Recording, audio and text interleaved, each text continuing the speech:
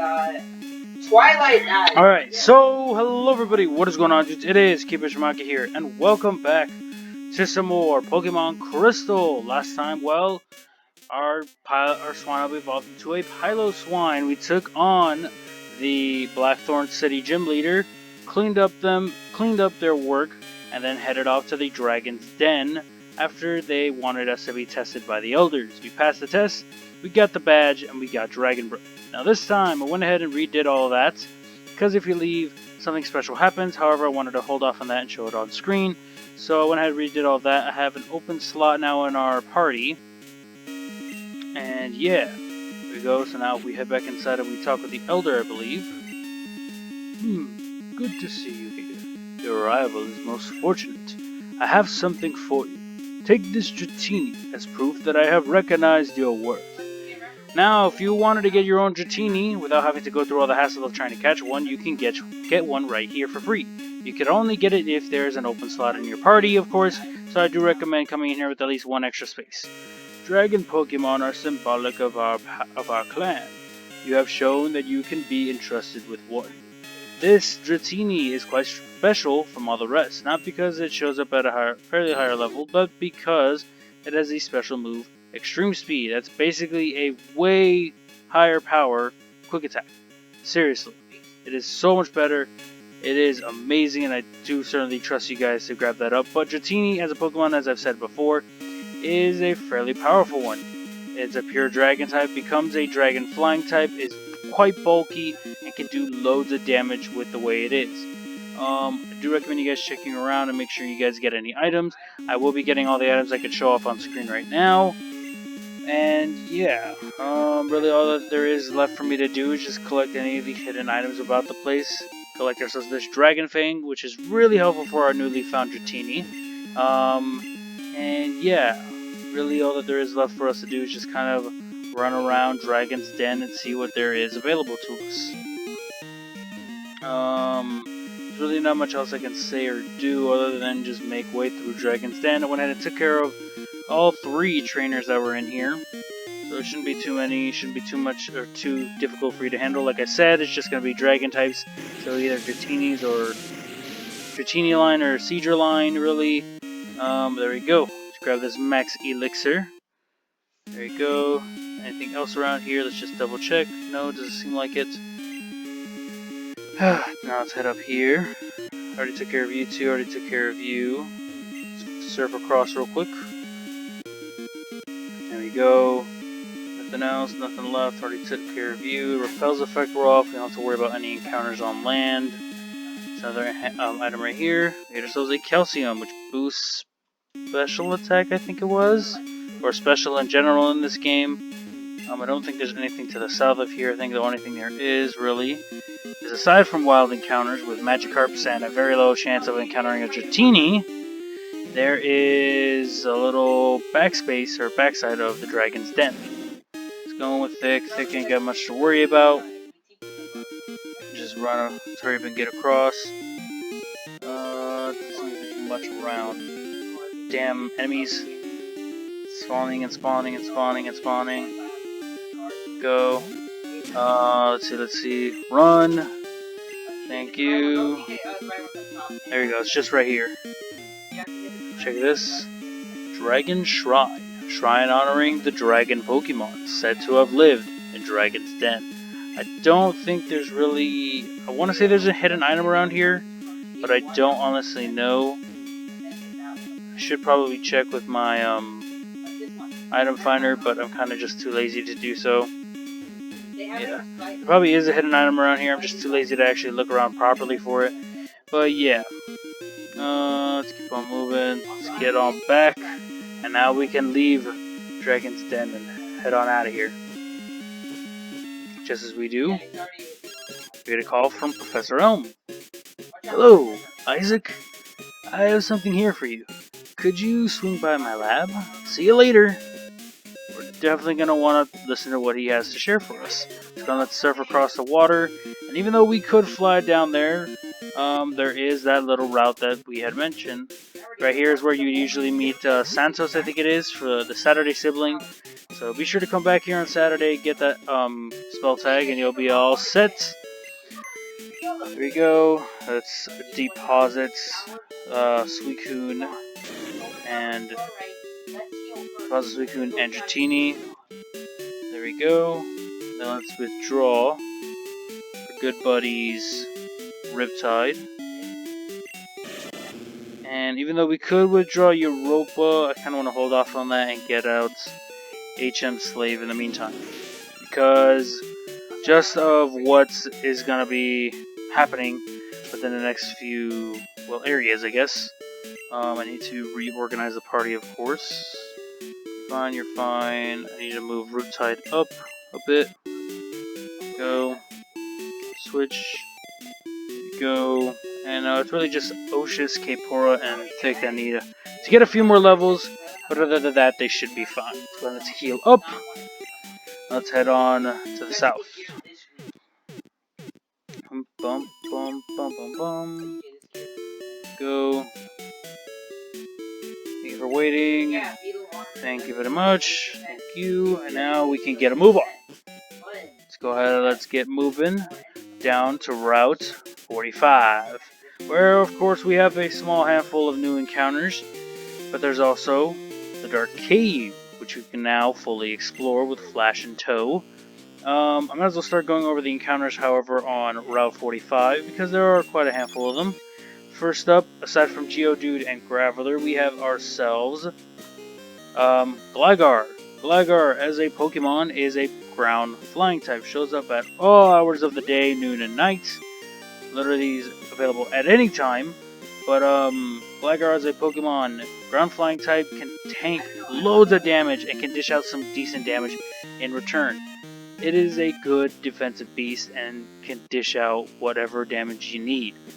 But Gligar as a Pokemon, it is on the fairly slow side, of course. Though being a ground flying type, it does have its immunity to ground types itself, and electric, but has a quad weakness to ice. So that is kind of risky in that sense, but it's still powerful, and I would highly recommend it nonetheless.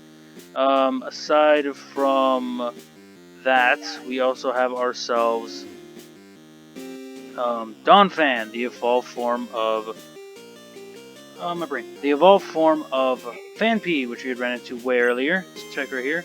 Whoa, startled me there. I had my black glasses on, so I didn't notice you at all. What am I doing here? Hey, don't you worry about it. I'll give you a pair of black glasses, so forget you saw me, okay? This is a pair of black glasses, which increases the power of dark type moves. Donphan, as a Pokemon, shows up only during the day and in the morning. Powers of dark type moves. Shows up only during the day and the morning, evolves from Phanpy, and if you didn't want to go through the hassle of raising a Phanpy, well, you can get yourself a Donphan here. If we keep on moving forward, we see that we reach deeper parts of Dark Cave. But Donphan is fairly beefy, it has really good defenses, and can dish out some good damage with its, with its attack stat. It is actually on this faster side, but it can't really tank all that. It can tank a lot of hits, but over any special type moves, can really mess it up fairly quickly. Though it is fast and can dish out some good damage quickly if needed. Moving along, we have ourselves Skarmory. Skarmory is a steel flying type, the first of its kind, of course, the only one of its kind until like Gen 8. Phanpy as a Pokemon soars everywhere and does loads of damage. There are loads of items available on Route 45 and here in Dark Cave, so I would recommend you guys going through here a few times and making sure you collect them all.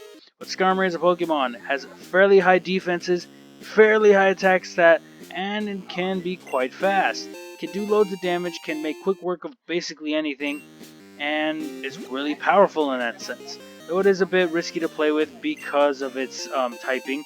It has a weakness to ice, fire, and electric, as well as has that immunity to ground, so it's not much to worry about. But it can still get swept off its feet fairly quickly by its limited move pool.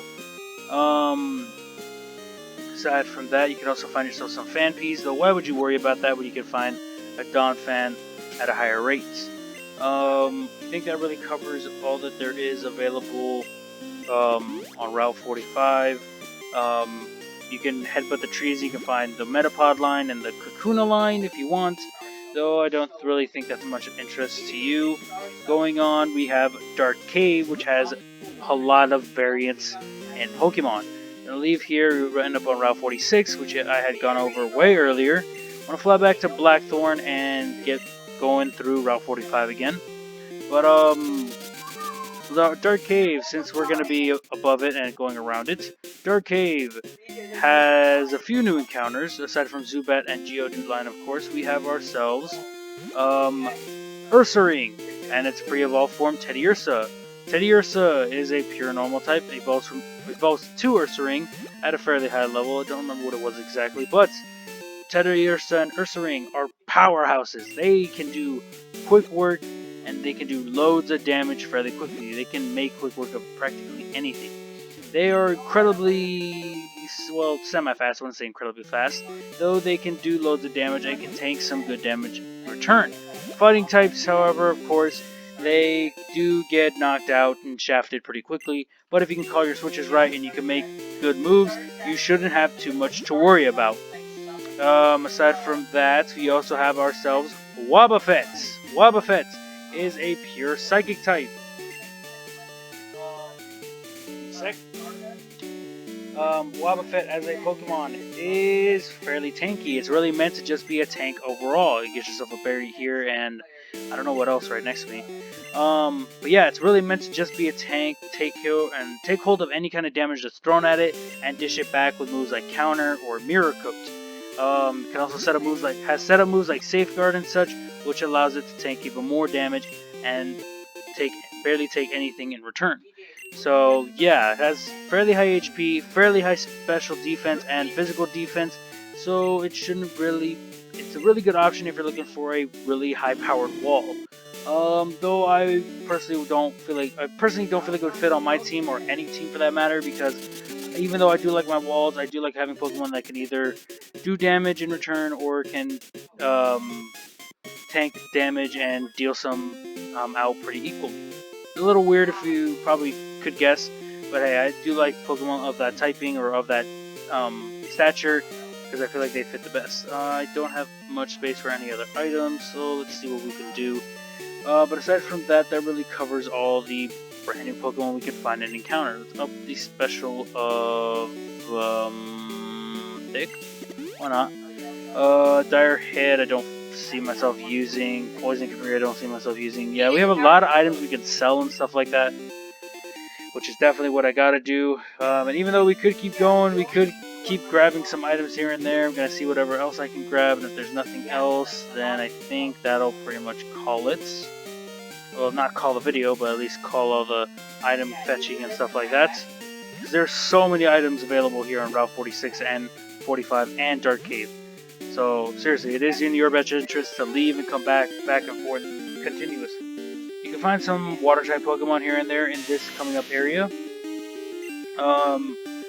Moving on in Dark Cave, there is one Pokemon I didn't go over all that much, and that was Dunsparce. I love Dunsparce. I think I've been over earlier in the series, but I love Dunsparce. Pure normal type, no evolution, fairly powerful, a bit slow, can do some good work, but that's where all the praises stop. Since it doesn't have an evolution, its stats don't change, so it doesn't really get that much stronger, but you can make good work with it if you can play it smart and you can play it safe. Aside from that, there's really not much else to go over. You can catch a Shuckle in the cave if you use Rock Smash. But moving on, there really ain't much else to do except to just leave and keep on moving around. Of course, we have to pay a visit to Mr. Pokemon, but also Professor Elm. The reason why I say Mr. Pokemon is because, well, we have that red scale. That is of great interest, and as soon as you get that, I probably should have said so earlier, but once you go pay him a visit and you show him the red scale, he will give you the experience share, which is what I gotta go collect. And it can be quite useful to you if you guys are either playing along or just keeping up or whatever. But yeah, let's go talk to Professor Elm. Hi Isaac. Thanks to you, my research is going great. Take this as my token of thanks, token of appreciation. We get ourselves the Master Ball. Damn. Okay then.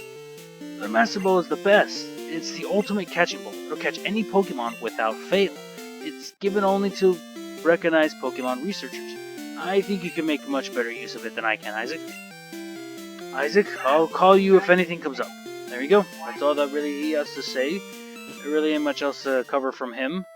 I guess what I can do is we can fly over to Violet City and we can check out on Professor Pokemon or Mr. Pokemon. See what he's got to say about this red scale since we have it. Even though I should have traded it earlier. Hey, it's fine for a late trade. It doesn't matter really. We get what we can out of it and we keep on going. Of course, we can actually go back to Dark Cave if we so choose.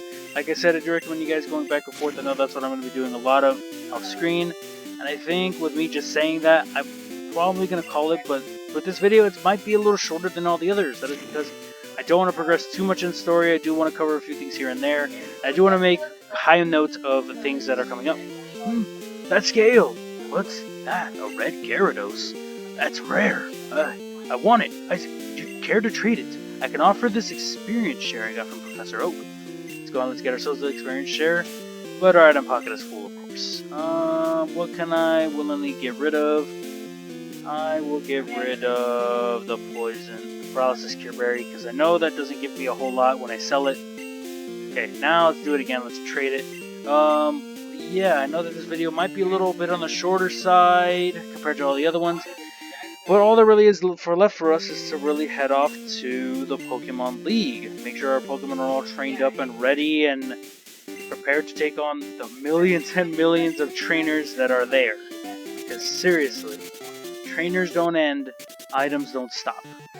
Let's go on, let's just get surfing to the east of Newbark City, or Newbark Town. We enter Route 27. We have a few new encounters. I don't think there's anything super major about them. Of course, we have ourselves a Tentacruel first off the bat. I don't think it's really much to worry about. There we go. Let's just run. Not have to worry about this. There we go. Thank you. Keep on going, please. Nothing more. Damn it, I was hoping to avoid any further encounters. Come on. Tentacruel. And even though like this is a new area and stuff, we got new encounters, I kind of want to hold off on them until next time because we got so much to cover and so much to do. Step forward and this man confronts us. Hey! Do you know what you just did? You've taken your first step into Kanto. Check your Pokegear map and see. Alright, let's give it a look-see, and yep, we can see we are here in Kanto. We have Tojo Falls, however you pronounce it. But yeah. There's the Indigo League. We see all of Kanto. We have so much more to explore in this game. But that'll be it for now. I hope you guys did enjoy. Next time we go over all the new encounters, we check out Tojo Falls. And yeah, that's it for now though. Hope you guys did enjoy. I want to thank you guys all so much for watching. Seriously. I appreciate all of you guys. And I will most definitely be seeing all you dudes next time. Peace out, everybody.